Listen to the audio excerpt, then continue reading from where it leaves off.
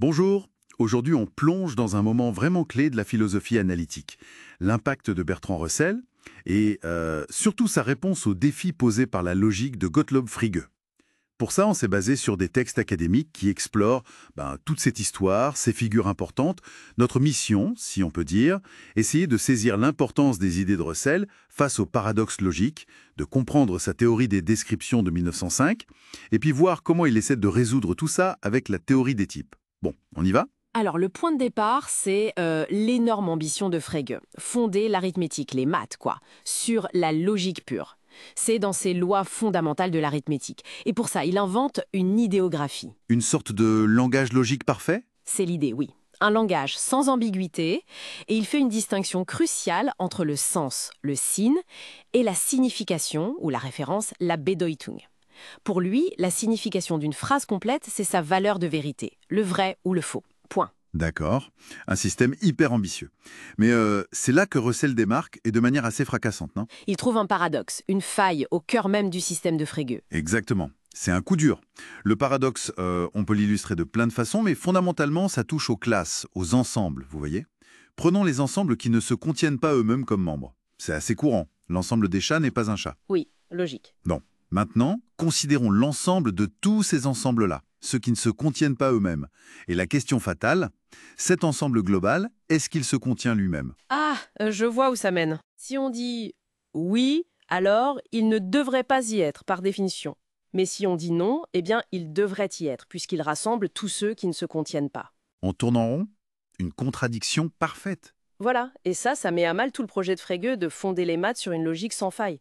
On connaît des versions plus imagées, comme le paradoxe du barbier. Ah oui, celui qui rase tous les hommes du village qui ne se rasent pas eux-mêmes. C'est ça, la question étant, qui rase le barbier?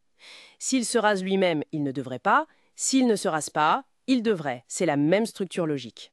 Fascinant et dévastateur pour Frege, j'imagine. Alors face à ça, comment Roussel propose de s'en sortir? Il ne fait pas que critiquer, il construit quelque chose.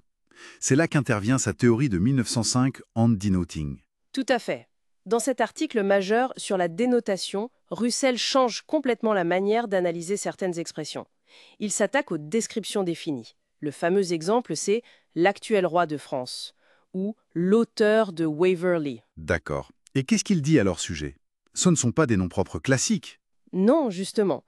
Contrairement à ce que Frege ou même Meinong, qui imaginait des objets inexistants, aurait pu penser, Russell dit « Attention, ce ne sont pas des étiquettes directes pour des objets ».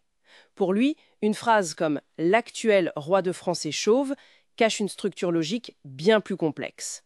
Elle affirme en fait trois choses à la fois. Trois choses, c'est-à-dire? Premièrement, il existe au moins une entité qui est actuellement roi de France. Deuxièmement, il n'en a qu'une seule, unicité. Troisièmement, cette unique entité est chauve. Ah, je vois. Et donc si je dis l'actuel roi de France est chauve, la phrase n'est pas dénudée de sens, elle est juste fausse. Exactement. Elle est fausse parce que la première partie de l'analyse, il existe au moins un roi de France, est fausse. C'est malin. Ça évite de devoir dire qu'il existe quelque part un roi de France actuel qui n'existerait pas vraiment. Précisément, on n'a pas besoin d'inventer une ontologie bizarre avec des objets inexistants pour analyser ces phrases. C'est une solution très économique en fait. Et il critique Frege aussi là-dessus, même si c'est un peu technique dans l'article. Il lui reproche par exemple de transformer une phrase informative comme l'auteur de Waverley et l'auteur de Marmion en une banalité du genre Scott et Scott. Parce que pour Frege, les deux descriptions auraient la même référence, Scott. C'est ça. Pour Russell, l'analyse de Frege manque comment on apprend quelque chose avec la première phrase, alors que la seconde est triviale. Sa théorie des descriptions permet de mieux rendre compte de ça. Très clair pour cette partie sur le langage et les descriptions. Mais revenons au paradoxe initial, celui qui a ébranlé Frege. Le paradoxe des ensembles. Comment Russell s'attaque-t-il à ce problème-là? Le problème logique, pur. Alors là, c'est un autre chantier. Avec Alfred North Whitehead, dans leur œuvre monumentale, Les Principia Mathematica, il développe ce qu'on appelle la théorie des types. La théorie des types. Oui. L'idée centrale, c'est d'établir une hiérarchie très stricte entre les différents niveaux d'entités logiques. Il y a les individus, disons type 0, puis les classes d'individus, type 1, ensuite les classes de classes d'individus, type 2, et ainsi de suite. Une sorte de pyramide logique. En quelque sorte. Et la règle d'or, c'est qu'une entité d'un certain type ne peut contenir ou parler que d'entités de type strictement inférieur. Une classe, type 1, ne peut pas être membre d'elle-même parce qu'elle n'est pas du même type logique que ses membres, qui sont de type 0. Ah, donc la question même qui générait le paradoxe, est-ce que l'ensemble de tous les ensembles qui ne se contiennent pas se contient lui-même, devient illégitime? On ne peut plus la poser parce qu'elle mélange les types. C'est exactement ça. La théorie des types fonctionne comme une sorte de grammaire logique. Elle déclare que certaines phrases, comme celles qui mènent au paradoxe, sont mal formées. Elles violent la hiérarchie des types. Donc elles ne sont ni vraies ni fausses. Elles sont dénuées de sens, en quelque sorte, interdites par la syntaxe logique. Ça bloque la formation du paradoxe à la racine. Oui, ça empêche ces boucles autoréférentielles problématiques. On parle d'interdire les définitions imprédicatives, définir quelque chose en utilisant une collection qui contient déjà cette chose. D'accord. Donc pour résumer, cette confrontation avec les paradoxes issus de Frege, ça a poussé Russell à redéfinir pas mal de choses. D'un côté, une nouvelle analyse du langage ordinaire avec la théorie des descriptions.